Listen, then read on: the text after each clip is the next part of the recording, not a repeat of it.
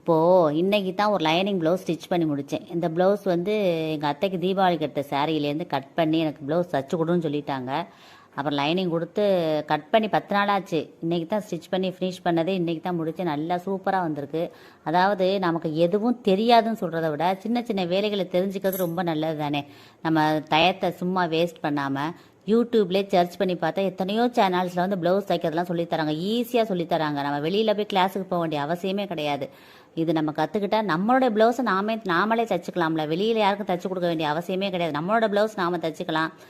நம்ம சுடிதாரை தைச்சிக்கலாம். Maxi gown எது வேணாலும் சொல்லித்தராங்க. ஈஸியாக சொல்லித்தராங்க. இது மாதிரி நீங்களும் வந்து தைச்சி பழகிக்கோங்க. ரொம்ப ஈஸி தான். ஃபஸ்ட்டு எல்லாத்தையும் பார்த்தா பூதகரமாக தெரியும். அதுவே இது பெரிய விஷயம்னு சொல்லிட்டு அதை தைக்க ஆரம்பிச்சிட்டோம் அப்படின்னாலே அது ஈஸி தான். ரொம்ப ஈஸி தான்.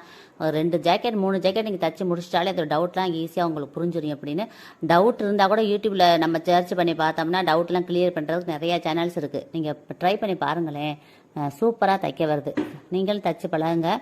உங்களுடைய ப்ளவுஸை நீங்களே தைச்சிக்கோங்க. Thank you friends. இந்த பதிவாக எல்லாருக்கும் ஷேர் பண்ணுங்கள், கமெண்ட் பண்ணுங்கள். எல்லாருமே நல்லா இருக்கணும் ஃப்ரெண்ட்ஸ். Thank you friends. வாழ்க்கை வரமுடன். தேங்க்யூ.